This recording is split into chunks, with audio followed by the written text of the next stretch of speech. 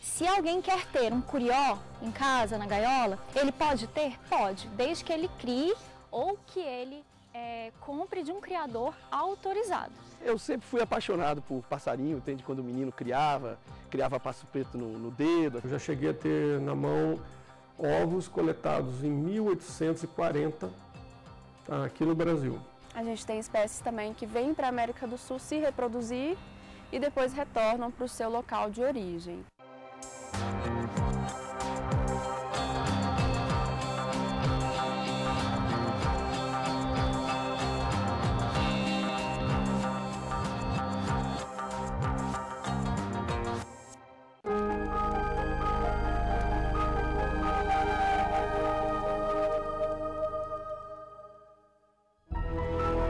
A fauna e a flora brasileira são riquezas do país e referências para o mundo.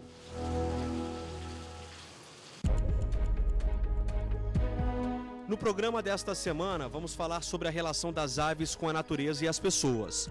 No país, existem 1.900 espécies, de acordo com o levantamento feito pelo Comitê Brasileiro de Registro Ornitológico em 2014. O estado do Amazonas lidera o ranking com quase 900 espécies.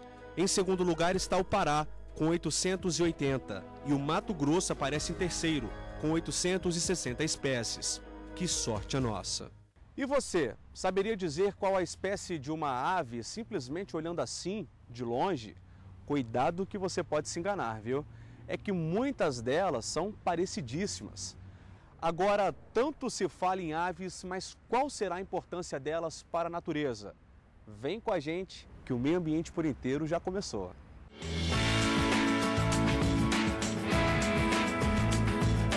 Se existisse uma enquete para saber qual é o canto mais bonito das aves, é bem possível que passaríamos um dia todo em debate. E no final, provavelmente não chegaríamos a uma única resposta. Concorda? As aves têm uma relação com a natureza que vai muito além da inspiração, da beleza e do canto. A fauna que compõe as aves, os passarinhos, os papagaios, eles têm uma importância de polinização, uma importância de dispersão de sementes muito grande, né? Então, se eu faço a retirada desses animais da natureza, significa que eu estou impedindo que árvores nasçam, eu estou impedindo que outros animais consigam se alimentar, animais que não são aves, consigam se alimentar porque eu estou retirando de forma ilegal, desordenada, esses animais da natureza. Agora tem uma curiosidade bem interessante. As aves são chamadas de indicadores biológicos. Isso quer dizer que se no meio ambiente as coisas não estão no caminho certo, elas dão um sinal. Quando o ambiente está bom, está saudável, então tem as aves, né, que são bastante sensíveis a essas alterações ambientais, então elas vão ocupar a área tranquilo conforme esse ambiente esteja sadio. À medida que esse ambiente vai sendo degradado, se ele for degradado, então há a tendência das aves sair daquele local para buscar outro ambiente. Ô, coisa boa! Escutar o canto de um passarinho. Você pode até não saber de qual espécie é, quais são as características, mas a sonoridade é inconfundível, suave, relaxante. Dizem por aí que os pássaros são os melhores cantores da terra, e são mesmo. São também inspiração para muita gente, seja pelo canto ou pela beleza.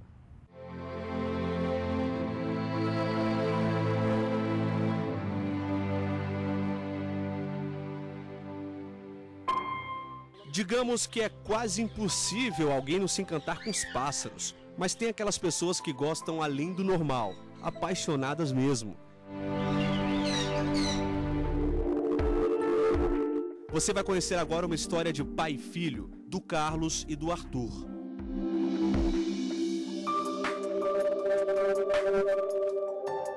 Carlos é médico veterinário e sempre teve boa relação com a natureza. Foi mergulhador, montanhista e escalador. Há mais ou menos 5 anos, ele teve a missão de fazer um levantamento da fauna do Distrito Federal. Foi a partir daí que despertou o lado artista, virou fotógrafo profissional. especialista em registrar os mais belos momentos das aves, com uma qualidade de tirar o fôlego. Parece pintura, só que da vida real. Carlos tira de letra, mas confessa que é difícil fazer a foto, isso é. Requer algumas técnicas próprias. Você precisa aí de repente de uma câmera com uma teleobjetiva mais potente um pouco, mas não é só isso. Você tem que saber como se comportar na natureza, você não pode parecer uma ameaça para a ave.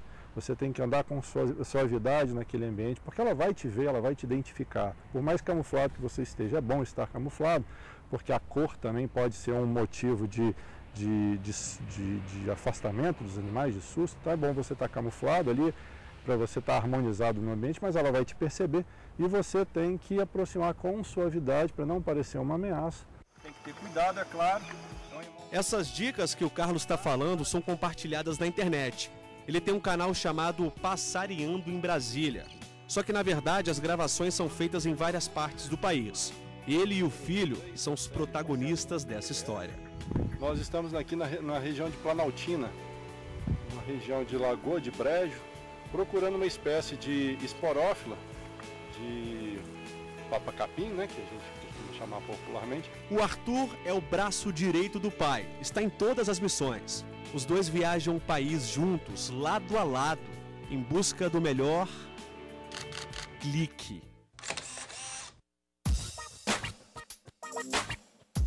O Arthur começou a se aventurar pelas matas quando tinha 11 anos. Ele sempre foi muito próximo a mim, eu sempre gostei muito de compartilhar com ele essa ida para a natureza, desde menino.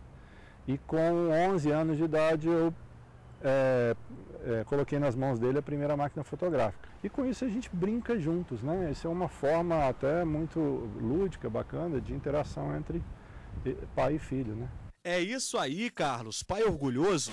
Só que o Arthur contou pra gente que no começo acompanhava as aventuras porque não tinha nada pra fazer em casa.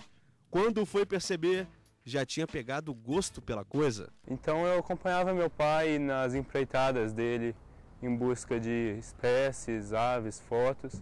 Isso foi crescendo em mim, eu fui tomando gosto pela atividade e fui cada vez mais melhorando. Quase tudo que o Arthur sabe foi o pai que ensinou. Hoje eles disputam as melhores fotos. A competição é boa, é uma dupla inseparável, principalmente nos finais de semana. O fim de semana ele se baseia fortemente nisso, né? E todo final de semana a gente está lá fotografando, e às vezes nos feriados a gente vai para algum lugar diferente, Mata Atlântica, Pantanal, para ver se a gente pega espécies diferentes. O Arthur fala com essa tranquilidade toda. A gente até pensa que é fácil registrar esses momentos. Será? Nunca é fácil. Sempre tem um pássaro que é mais difícil, que não, às vezes não vem quando você quer que ele chegue. Você playback, que é uma técnica que nós usamos para atrair os pássaros, e ele não vem. Às vezes você fica nesse jogo por dias e dias, até que uma vez ele aparece. Quando a foto sai do jeito que eles querem, tem que comemorar.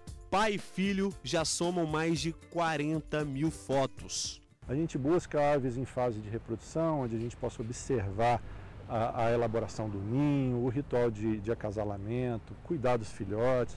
Tudo isso a gente vai fazendo, trabalhando em registros fotográficos. O contato próximo com os pássaros, as inúmeras viagens com os milhares de registros trouxeram ensinamentos para a vida. Muitas vezes a gente acha que a natureza é o reino da floresta encantada. Não é. A natureza, ela também tem muitos desafios. As aves, elas precisam estar o tempo inteiro procurando o seu alimento e ao mesmo tempo fugindo de seus predadores.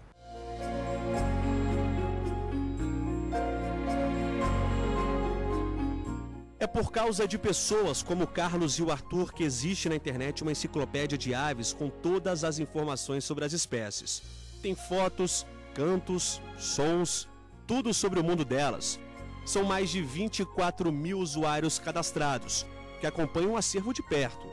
O Meio Ambiente por Inteiro conversou pela internet com o idealizador do site. A interatividade entre os usuários, os colaboradores do site, permite que eles tenham essa proximidade. Por exemplo, eles marcam saídas, né, para poder fotografar, marcam até expedições com viagens para o Pantanal, para a Amazônia. E isso que é o bacana, que cria-se uma comunidade em torno do site com o objetivo de formar um grande banco de dados, que é o que a gente está conseguindo com bastante sucesso.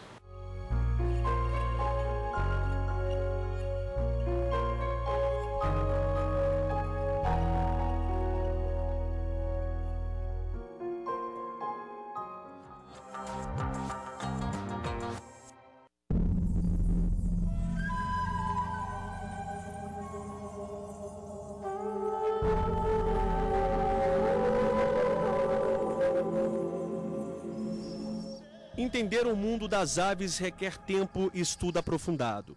Cada espécie é única e tem características individuais. O que podemos afirmar nesse bloco é que a natureza sofre ameaças constantes e que as aves fazem parte dessa batalha.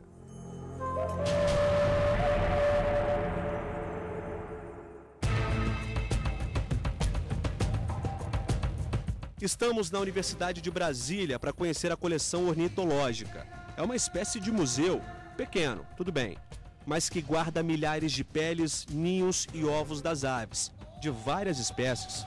O material é coletado por professores, com autorização do IBAMA, há mais de meio século. Esse material todo é guardado aqui para estudos científicos. Várias pesquisas têm utilizado esse material para responder várias perguntas. A parte da coleção também é usada para aulas, então a gente utiliza esse material para ensinar os alunos, principalmente de biologia, sobre diversos aspectos das aves. O professor explica que a partir do momento em que o material é coletado, é possível identificar a diferença entre as espécies. Ao ter uma pele na mão, a gente pode, a pele é um animal empalhado, de cada uma das espécies, a gente pode colocar eles lado a lado e o aluno pode compreender a diferença do tamanho corporal, do tipo de pena que eles têm, na coloração, formato do bico. As patas variam muito de formato, tipo de unha, quer dizer, existem várias diferenças nos animais que é muito difícil de ver à distância ou de binóculo. E dependendo da pergunta que você for fazer, dependendo do que você for precisar estudar, você precisa ter o animal na mão, né? E nem sempre a gente consegue capturar na natureza, muitos são difíceis de capturar, então a coleção tem essa função de você auxiliar, por exemplo, na identificação. Cada pele vem com data e registro do local de onde foi coletada.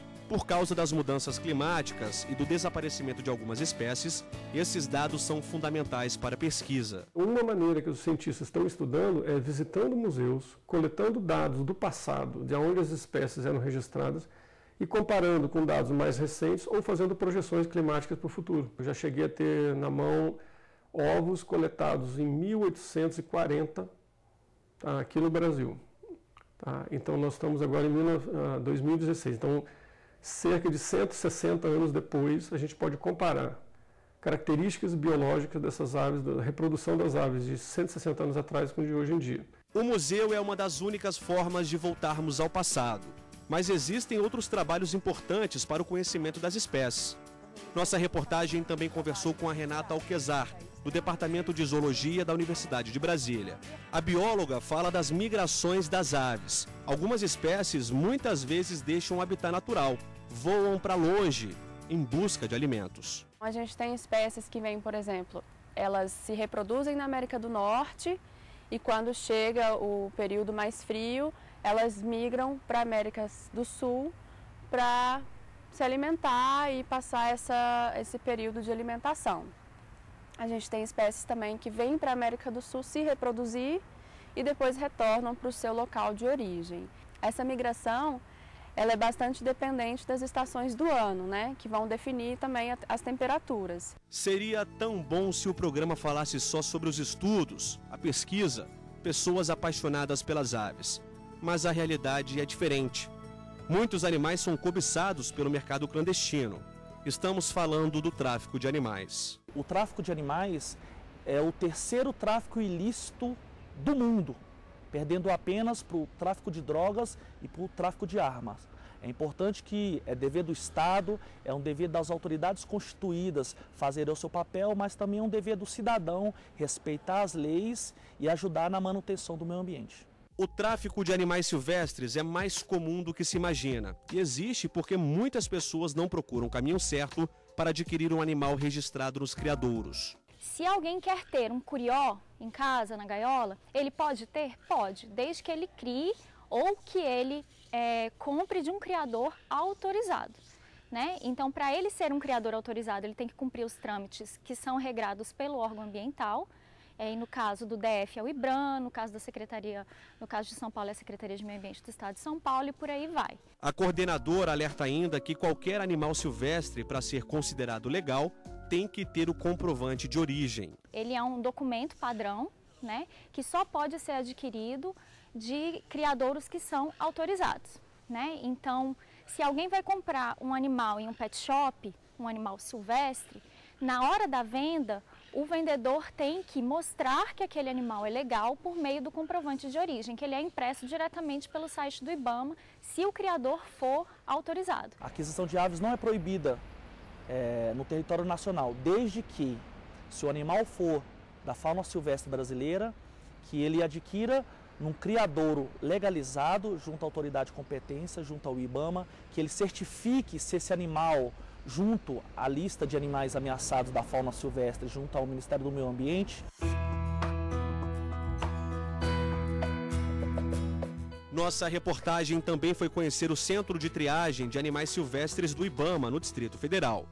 Por mês chegam quase 400 aves de várias espécies.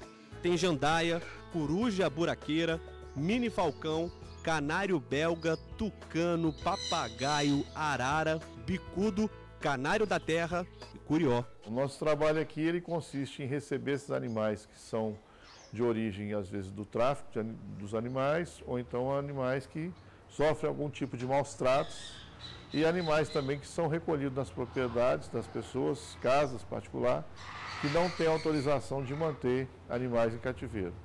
São animais da fauna brasileira e esses animais não é permitido que eles possam ficar em residências, a não ser que ele tenha uma autorização específica. Quando os animais chegam, os veterinários fazem análise, verificam as condições de voo, de alimento e se o animal está com algum problema de saúde. São histórias parecidas, que se repetem. Essa arara amarela, por exemplo, vivia em péssimas condições. Foi mantida durante anos em cativeiro, sofrendo maus tratos em um lugar inadequado. O coordenador do centro conta que, para se alimentar, o animal precisava entortar o bico, que foi se deformando com o tempo. É claro que esse não é o modelo ideal para os animais que deveriam estar livres na natureza. Só que nesse caso, um viveiro como esse daqui, por exemplo, pode ser a melhor forma de tentar reverter a situação em que os bichos chegaram. O objetivo é um só: devolver os animais à natureza, de onde eles nunca deveriam ter saído. O problema é que não são todos que têm condições, pelo menos 20% das aves. São animais, às vezes, que já vieram com alguma deficiência, que não tem como mais melhorar, às vezes por ficarem muitos anos amarrados, então eles passam a ter problemas de voo, ou então às vezes as pessoas retiram alguns esticam, puxam membros do animal e aí o animal fica debilitado e não consegue se recuperar.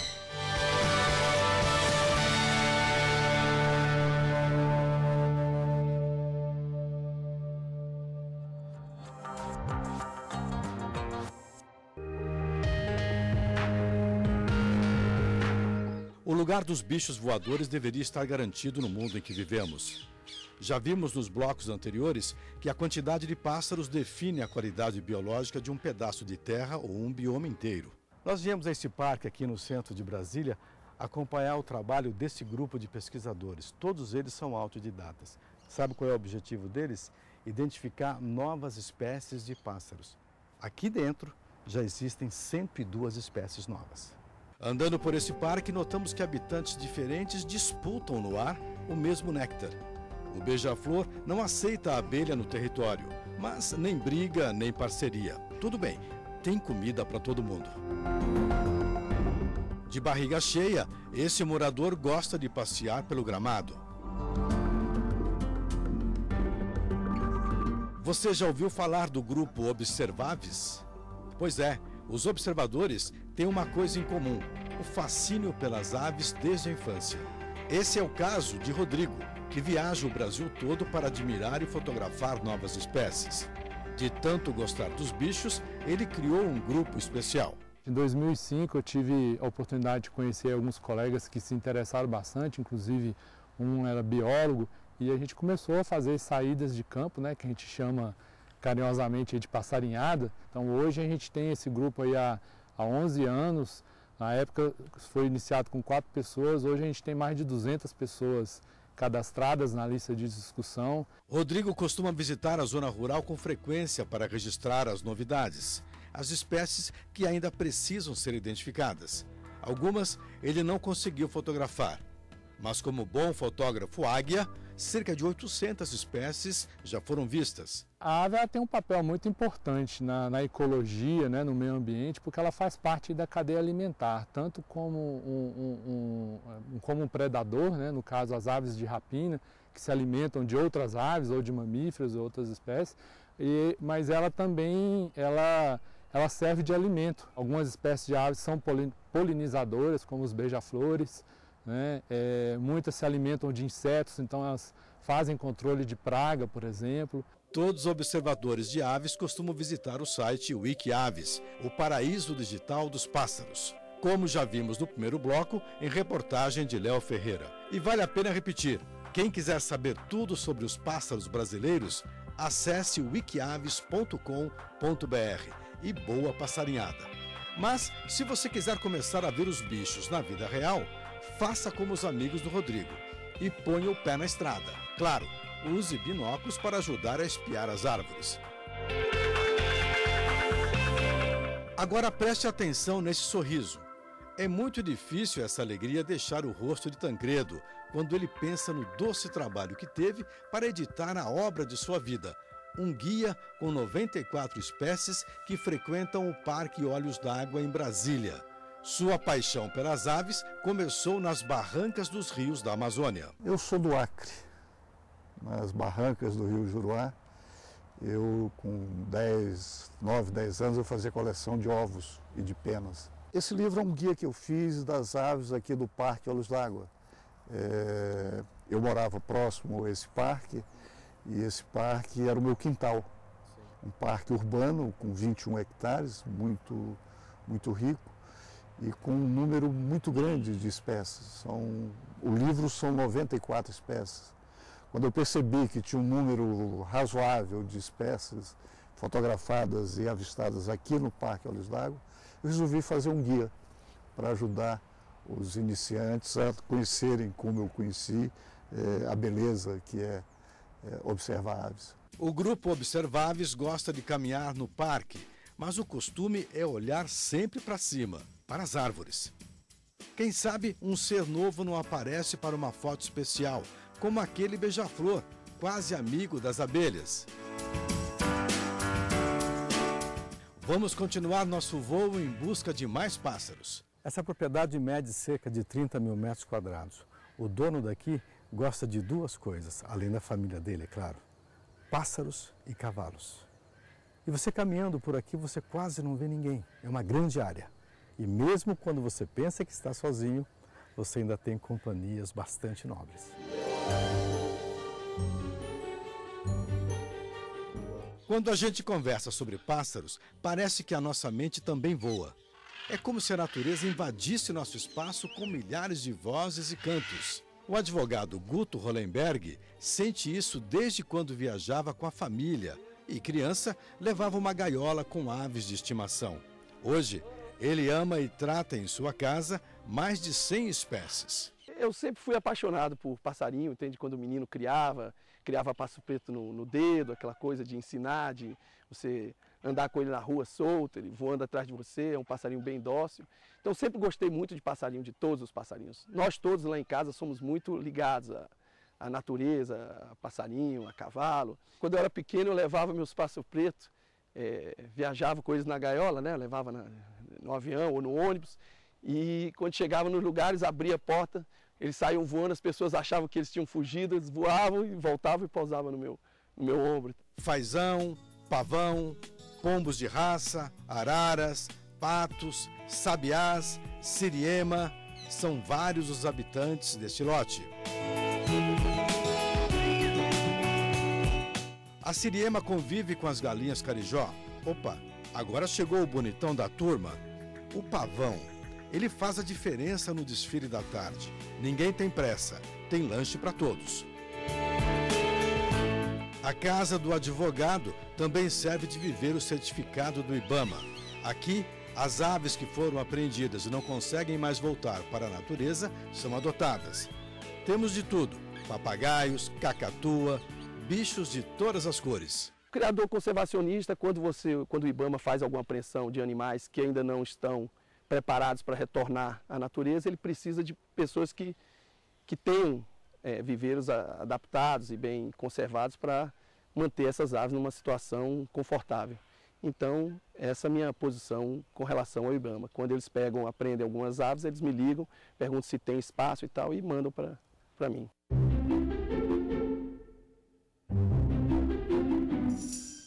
Hollenberg já plantou mais de 500 árvores em seu terreno no Distrito Federal. As primeiras foram para alimentar os pássaros. Deu tudo certo. A passarinhada faz a festa.